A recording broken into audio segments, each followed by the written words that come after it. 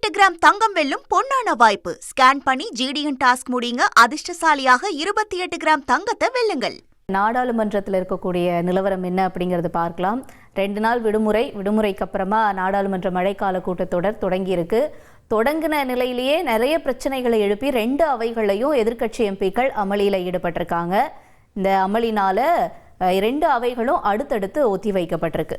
அமளியையும் ஒத்திவைப்பையும் பிரிக்கவே முடியாது நம்ம நாடாளுமன்றத்தில் இருந்து. ஒவ்வொரு கூட்டத்தொடரின் போது இது தொடர்கதையாகவே போயிட்டு இருக்கு. இன்னைக்கும் அதே காட்சிகள் தான் அரங்கேறி இருக்கு. அதை பார்த்துடலாம். आप उनको मौका देंगे नहीं देंगे, आप सोचिएगा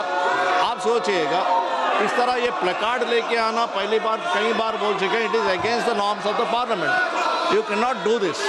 अगर आप इसी तरह चलते हैं तो कैसे आगे चलेगा.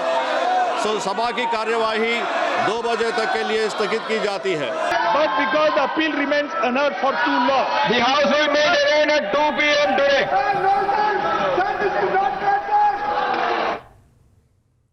அடுத்து என்ன நடந்தது இந்த அவை ஒத்தி வைக்க அப்புறமா?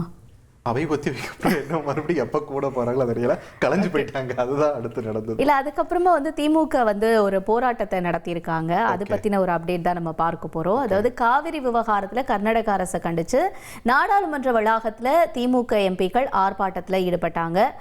மேகதாது அணையை கட்டக்கூடாது, காவிரியில தமிழகத்துக்கு உரிய நீரை திறந்து விடணும் அப்படின்லாம் அவங்க முழக்கமிட்டாங்க. அந்த காட்சிகள்லாம் பார்த்துடலாமா? அடிக்காதே அடிக்காதே அடிக்காதே அடிக்காதே, விவசாயிகள் வயிற்றில் அடிக்காதே, எரிகிறது எரிகிறது எரிகிறது, விவசாயிகளின் வயிறு எரிகிறது.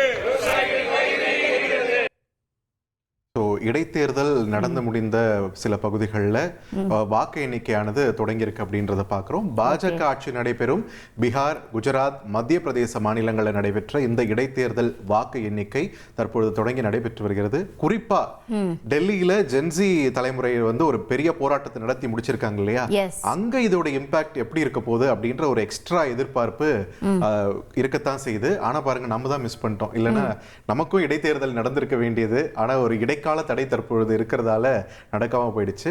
இல்லைன்னா நாமளும் எங்க கவுண்டிங்க்கு காத்துட்டு இருந்திருக்கலாம். ஓகே, நீங்க சொன்ன மாதிரி இந்த ஜென்சி அவங்களுடைய இம்பாக்ட் இருக்குமா அப்படிங்கிறதுக்கான ஒரு பதில் லைட்டா நமக்கு ஒரு தொகுதியில கிடைச்சிருக்கிறத நம்ம பார்க்கிறோம். பீகார் மாநிலத்தினுடைய பாங்கிப்பூர் அப்படிங்கிற சட்டமன்ற தொகுதி, இந்த இடைத்தேர்தலை ஜன்சுராஜ் கட்சி தலைவரும் தேர்தல் வியூக வகுப்பாளரும் நமக்கெல்லாம் தெரிஞ்ச பிரசாந்த் கிஷோர் அவர் முன்னிலை வகிக்கிறதா சொல்லப்படுது. பாஜக சார்பில் அங்க யார் போட்டிட்டாங்க பார்த்திபன்? பாஜக சார்பில் அந்த கட்சியோட தேசிய தலைவர் நிதின் நபீன் ராஜினாமாவால நடைபெற்றதா இந்த இடைத்தேர்தல். இதனால அந்த கட்சியோட வேட்பாளர் தற்பொழுது 2ஆம் இடம் பிடிச்சிருக்காரு, பின்னடைவுல இருக்காரு அப்படின்ற தகவலும் நமக்கு கிடைச்சிருக்கு.